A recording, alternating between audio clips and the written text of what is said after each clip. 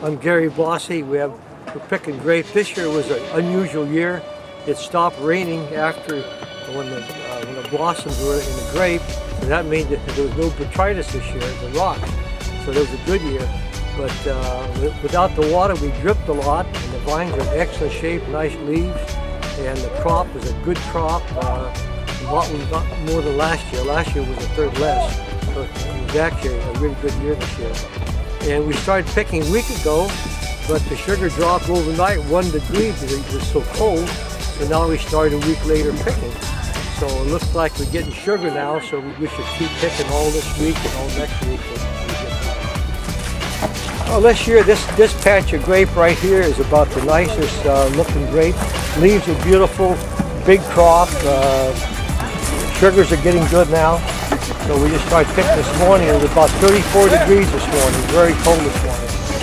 So that was unusual. This doesn't happen every 10 years probably. This is Chardonnay, Close 4 Chardonnay, St. George rootstock, which was the winemaker told me it wouldn't have been good, and now this grape goes in the best, the pre-winery goes in the best bottle of wine. Okay? And this goes in the Chocolate Chardonnay for Rodney Strong.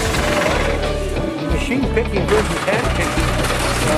Hand picking, you drop a lot of berries on the ground, and that's cunning. The machine picking, the stem weighs so much so that the machine picks every berry, so that means that you get the same tonnage almost, even though you're machine picking.